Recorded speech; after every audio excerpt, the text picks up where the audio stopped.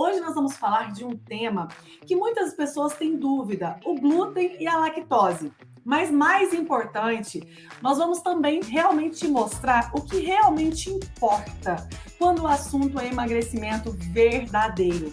Chegou a hora da mudança, chegou a hora de colocar um ponto final na luta contra a balança.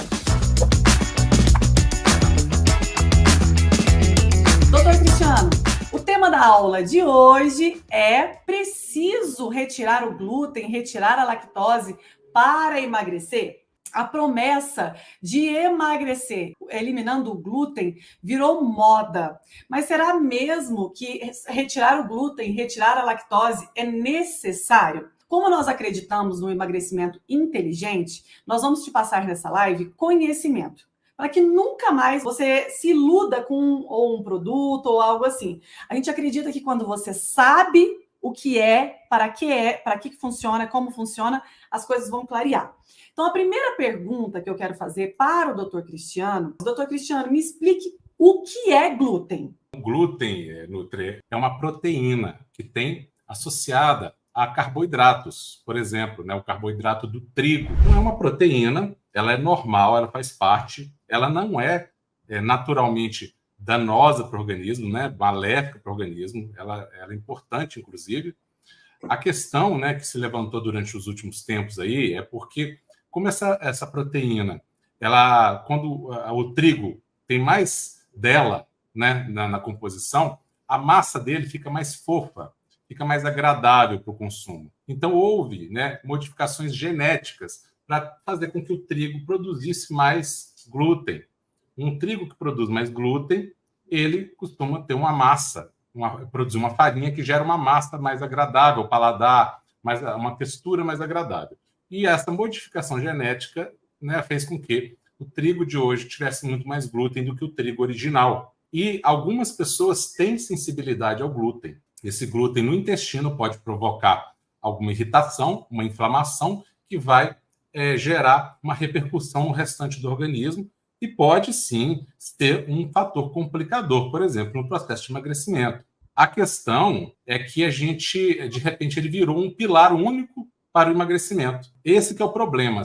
Aí a coisa sai da ciência para a moda, quando começa a ser o culpado de todos os males. Então, de repente, o glúten, todo mundo passou a ter intolerância a glúten, de repente ninguém nem sabia o que era glúten. Aí, de uma hora, da noite para o dia, todo mundo passou a ser intolerante ao glúten. Então, isso não é real também. Aí começa o excesso de diagnóstico. O diagnóstico surge, todo mundo passa a ter aquilo. Então, a gente tem que tomar só um cuidado muito grande em não colocar toda a bagagem de um problema que é muito maior que a obesidade em cima de um pilar, glúten. E achar que suspender glúten vai fazer todo mundo emagrecer, porque não vai. Porque muita gente não tem intolerância a glúten. Muita gente tolera bem o glúten. Agora, a pessoa tem um sintoma intestinal lá, porque ela está inflamada, porque ela está obesa.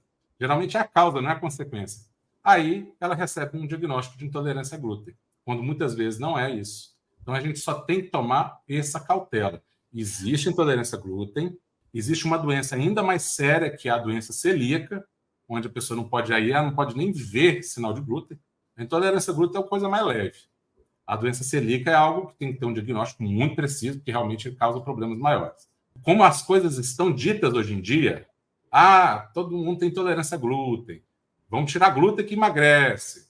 Não é bem assim. Então, é esse conhecimento que a gente quer ensinar as pessoas, a não ficarem iludidas com esses apanágios, com essas modinhas do momento, que parece aquele chazinho do momento que emagrece. A gente sabe que você não vai levar a lugar nenhum. Então, é importante que as pessoas saibam inicialmente o que é o glúten. Glúten é uma proteína, na verdade, é uma fração de duas proteínas. E o glúten é diferente dos carboidratos. Você tem o glúten, que a maior parte do glúten está nos carboidratos. Mas não é todos os carboidratos que têm glúten. Então, você tem que entender isso, tá? É o conceito de glúten. O glúten, ele tem que ser restrito para algumas pessoas, ou que têm alergia alimentar, ou que têm sensibilidade ao glúten, ou que têm doença celíaca. celíaca. E não é grande parte da população, como o doutor Cristiano acabou de dizer.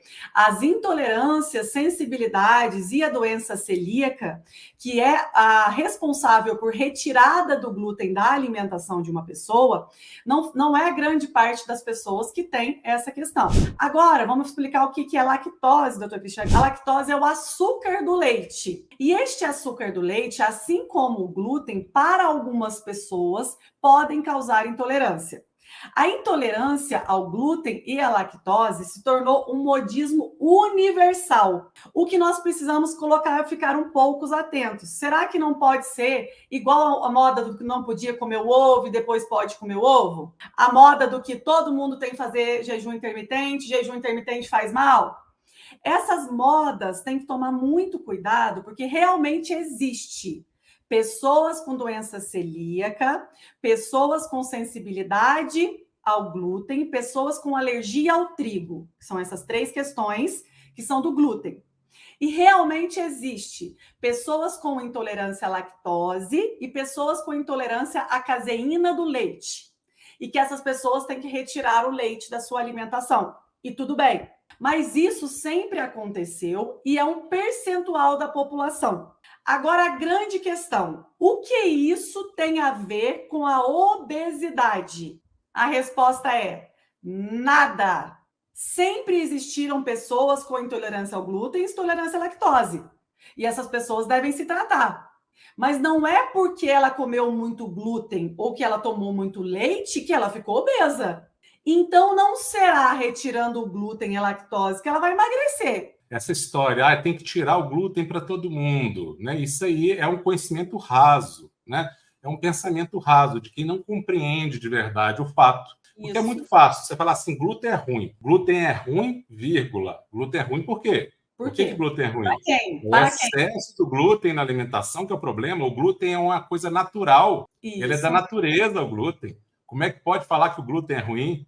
Uma vez que o ser humano modificou geneticamente, essa modificação é o problema. E ainda assim, diante dessa modificação, a maioria das pessoas vai bem com ela. Então, esse conhecimento raso que faz as pessoas ficarem dando diagnósticos por aí e falando para todo mundo suspender glúten. Por isso que essa falta de profundidade é perigosa. As pessoas acreditam que sabem quando não sabem. Então, isso é muito perigoso, porque elas começam a dar recomendações. Né? Não, você tem que tirar o glúten da dieta. E aí a pessoa acha que aquilo é a solução da vida dela. Não é, porque não tem relação nenhuma com nada que ela está apresentando. E aí, doutor Cristiano, com a moda do glúten e lactose, se tornou vilão, né, de forma generalizada, a indústria disparou o comércio de produtos sem glúten e de produtos sem lactose. Então, você acha que foi por acaso que divulgaram tanto o glúten e a lactose? Olha as gôndolas de supermercado, como é que elas estão lotadas de produtos sem glúten, sem lactose. É marketing, mais uma vez. Hoje as pessoas, doutor, elas julgam precisar de um leite sem lactose. Elas julgam precisar de um pão feito de farinha de arroz. E aí, lembrando, você deixa de comer o seu pão, que tem glúten. Estamos falando para as pessoas que não têm doença celíaca, tá? Ponto final. Então, esse comércio disparou, né? Então, todo mundo agora tem intolerância a glúten, todo mundo tem intolerância à lactose e precisa de comprar um leite de caixinha sem lactose. Precisa de comprar um requeijão sem lactose. Precisa. Todo mundo criou a emergência de comer bolachinha de arroz, de comer pão feito de farinha de arroz, macarrão feito de farinha de arroz. Lembrando que o que vira o jogo do emagrecimento não é se ele é feito de arroz ou de trigo, é o índice glicêmico do alimento. E quando você come aquela bolachinha de arroz branquinha, que não tem gosto de nada, o índice glicêmico é maior do que a de trigo. E aí você está trocando 6 por meia dúzia e gastando muito mais dinheiro. Mas existe um comércio muito grande em cima dos produtos sem glúten e sem lactose. E a grande verdade que nós vamos falar para você hoje é que você não precisa de nenhum produto sem glúten, sem lactose para emagrecer, para ganhar saúde, para desinflamar. A gente não quer que as pessoas fiquem caindo como patinhos nessas conversas fiadas, nessas modinhas que fazem elas acreditarem em coisas que depois elas nem duvidam, elas têm uma certeza absoluta. Não é o glúten mesmo. Agora, nossa, eu tenho que comer sem glúten. E sai recomendando para o vizinho, para Deus e o mundo, né? E viram os doutores do conhecimento. A gente tem que parar com isso, de engolir as coisas do jeito que elas vêm para a gente. A gente tem que começar a analisar. Vamos raciocinar. Peraí, deixa eu pensar. Vamos pensar, não vão aceitar as coisas assim passivamente e só sair repetindo como papagaio de pirata, porque isso não vai conduzir ao caminho correto. E aí, doutor Cristiano, é incrível como a era da dieta sem glúten, a era do leite sem lactose, do leite desnatado, dos produtos emagrecedores, também a era dos números disparados do diabetes tipo 2, da gordura no fígado, das pessoas mais cansadas, das pessoas com fadiga, da obesidade só está aumentando. Mas como assim, gente? Existem tantos produtos agora, tudo sem glúten, sem lactose, tudo diferente, né? Cadê a salvação da humanidade, hein? Antigamente, ali, as pessoas iam na praia, né? O doutor Cristiano sempre fala muito disso. Era todo mundo magro, mas um magro normal, sabe? Todo mundo comia, todo mundo consumia os alimentos. Eu quero te perguntar, então, o que é que emagrece? O que é o emagrecimento hormonal natural? O que é o emagrecimento hormonal? Para que você emagreça, é de fora?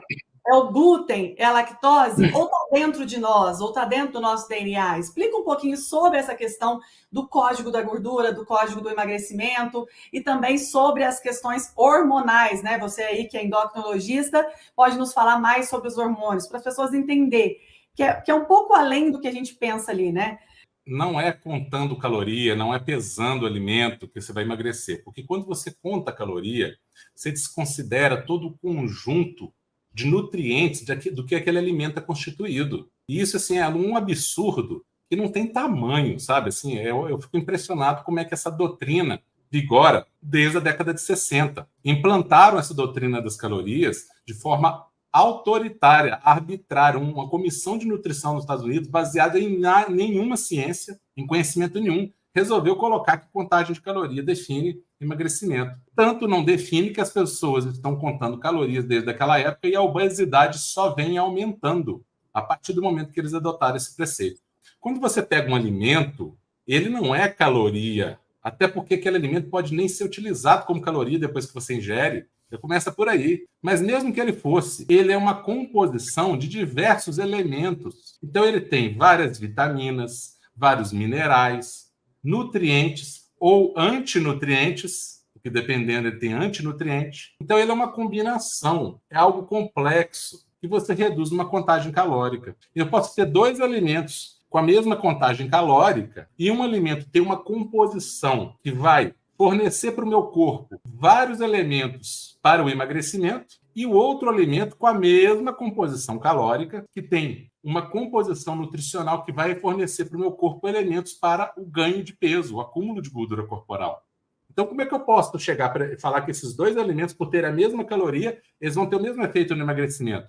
Um engorda e o outro emagrece. E não é só um alimento, é a combinação deles. Porque quando eles se combinam, é como se fosse uma química, uma engrenagem que você vai montando e vai gerando um resultado final. Então, quando a gente fala em emagrecimento hormonal, e aqui é o que a gente fala, a gente está indo realmente no que controla o ganho de peso ou o emagrecimento. No nosso corpo, quem é que manda? Quando você vai numa empresa, que você quer resolver uma coisa, por exemplo, eu vou numa empresa, eu preciso resolver um assunto que está pendente naquela empresa. Quem é a melhor pessoa para conversar naquela empresa? Os diretores, não é? Quem que tem poder de decisão? Né? Resolver a raiz do problema, né, doutor? Exatamente. Quem que manda no corpo? São os hormônios. São os hormônios que decidem todas as funções do nosso corpo. Só que os nossos hormônios, eles não são coisas paradas, estáticas. Eles são influenciados. Eles interagem com os alimentos. Mas eles não interagem com as calorias dos alimentos. Eles interagem com a composição nutricional dos alimentos. São esses nutrientes que, quando entram no seu corpo, vão ou ativar determinados hormônios ou inativar determinados hormônios. Estimular alguns hormônios, desestimular outros. E nós temos hormônios que geram, vamos falar de uma forma mais simplista, que é uma cadeia complexa, mas tem hormônios que vão fazer você engordar e tem hormônios que vão fazer você emagrecer. E todos nós temos os dois grupos de hormônios. Quem é magro, quem é obeso, tem hormônios que engordam e tem hormônios que emagrecem. Mas por que que o magro está magro e quem está acima do peso está acima do peso? Porque o magro está predominando nele os hormônios emagrecedores. E aquele que está acumulando gordura corporal está predominando nele os hormônios engordadores, vamos falar assim, vamos usar essa palavra. Os hormônios que são estimuladores de gordura corporal. Só que a gente pode controlar isso, nós não estamos à deriva disso, nós não estamos reféns desses hormônios. Nós podemos conversar com eles e fazer com que eles trabalhem a nosso favor, né? No caso do emagrecimento, para emagrecer. Então, quando você fala em caloria, você ignorou completamente todo esse mecanismo. Então, um alimento pode ser calórico e emagrecer. E pode ser zero caloria. Não estou falando baixa caloria, não. Estou falando zero. E engordar muito. Porque ele pode estimular hormônios acumuladores de gordura. Então, cuidado com essa história de contagem calórica. Isso aí é uma coisa que não faz sentido científico em nenhum aspecto. Por isso que aqui o emagrecimento hormonal ele se torna até mais simples. Vamos fazer um exercício de experimentação aqui. Anos 70, foto de qualquer praia no Brasil. Todo mundo magrinho. Muito difícil você pegar uma pessoa que está acima do peso. E eu pergunto, naquela época as pessoas se preocupavam em pesar alimentos e contar calorias? Ninguém nem lembrava que isso existia, se sabia que existia, nem se falava nisso. Hoje, que todo mundo fala de caloria, de pesar alimento, tá aí, ó, índices alarmantes de obesidade. Então, assim, a gente tem que começar a raciocinar. As pessoas falam, mas eu estou obeso porque eu estou com problema na tireoide. Gente, problema na tireoide sempre existiu, desde que a humanidade existe. Hipotireoidismo sempre existiu. As pessoas, inclusive, antigamente nem tratavam, porque nem ficavam sabendo, né? Pior ainda nem tratava. E mesmo assim, e por isso havia obesidade antigamente? Não. Então a gente tem que começar a se perguntar. Não é que não haja influência. É claro, a tireoide, inclusive, produz hormônios que têm a ver com o metabolismo. Mas não é do jeito que a gente pensa. Não é porque está com hipotireoidismo que está acima do peso. Muitas vezes é até o contrário. É porque está acima do peso, porque engordou, que a tireoide entrou em disfunção. E as coisas acontecem ao mesmo tempo. Então a gente começa a ver os alimentos como chaves que vão interagir com os nossos hormônios e estimular ou hormônios que vão acumular gordura no corpo ou estimular hormônios que vão estimular a queima de gordura no corpo, gerando energia. Um alimento que sozinho ele pode engordar, em combinação ele pode emagrecer. Num horário X, ele pode engordar, num horário Y, ele pode te ajudar a emagrecer. Então, olha como que é lindo essa orquestra. Aí a gente sai daquela linha retilínea de uma contagem calórica simplista, que não significa nada, que não leva ninguém a nada, e nós vamos explicar que contagem calórica leva a baixa de metabolismo, ela é antitermogênica, geralmente, que você reduz em 30% as calorias, o teu metabolismo cai em 60%, a conta não fecha, então a pessoa até perde um peso inicialmente, depois ela engorda tudo de novo. Glúten e lactose não tem definitivamente nada a ver com emagrecimento. O que tem a ver é o índice glicêmico e a interação com os hormônios. E para você descobrir mais profundamente, é só acompanhar um passo de cada vez.